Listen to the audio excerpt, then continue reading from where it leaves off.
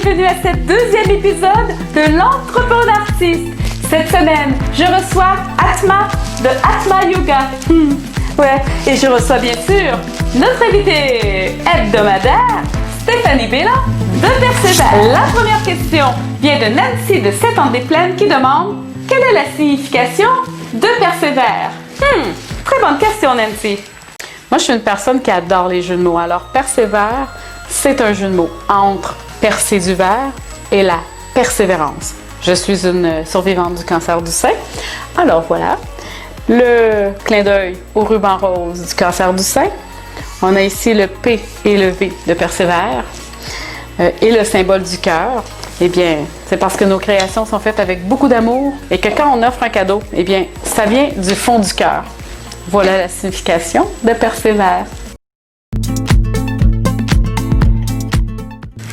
La deuxième question vient de Monique de Saint-Joseph qui demande « Quelles sont les personnes proches de toi qui t'aident? » Elle est curieuse, elle, hein? Je suis vraiment bien entourée. J'ai énormément de personnes qui m'aident autour de moi.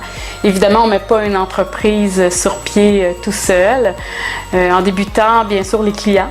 Ceux qui parlent de moi, ceux qui achètent mes créations, ceux qui offrent en cadeau, ceux qui vont parler de mon entreprise à d'autres, ça m'aide de façon exceptionnelle. Il y a tous les professionnels autour de moi qui m'aident évidemment, la coach d'affaires, la photographe en marketing, l'infographie, la rédaction, ceux qui travaillent au niveau de la production, de l'assemblage des bracelets, tout ça, ça m'aide. Mais si vous voulez vraiment savoir ceux qui m'aident gratuitement, ça ne vous regarde pas. Name it! Mon amoureux, bien sûr, Steve, qui m'aide d'une énorme aide. Et j'ai deux personnes que je les appelle mes anges de la mode. Alors, quand que je fais des créations, j'envoie à ma soeur Sophie, à mon amie Sandra, qui sont deux magasineuses, mes nouveaux modèles pour voir qu'est-ce qu'elles en pensent, si ça passe le test ou pas. Et il y a aussi ma famille, mes parents. Alors, je suis vraiment très reconnaissante pour toutes les personnes autour de moi qui m'aident de quelque façon que ce soit. Je m'envoie des gros bisous!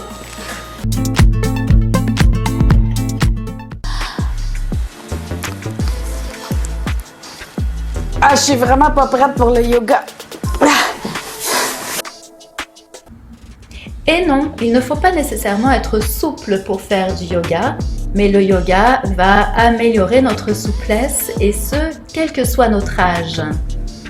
Je suis aujourd'hui bien plus souple que je ne l'étais il y a 20 ans en arrière. Le yoga est également une pratique à travers des postures, bien entendu, mais aussi à travers la respiration.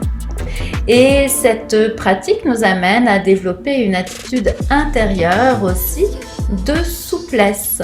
Alors le yoga va être très bénéfique au niveau de notre corps, bien entendu, mais aussi au niveau de notre état intérieur pour amener une plus grande souplesse.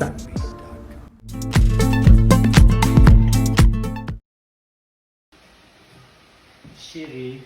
Oui, mon amour. Oh my God! Est-ce que tu voudrais prendre un verre de vin avec moi?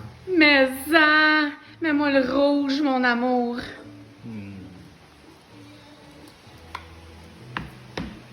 Et nous autres, on capote. Wow! Quel beau bijou! Avec un zircon en plus. Wow! Mon amour. Santé. Santé! Chers téléwebtateurs, vous avez aimé l'épisode? Partagez! Vous n'avez pas aimé? Partagez pas!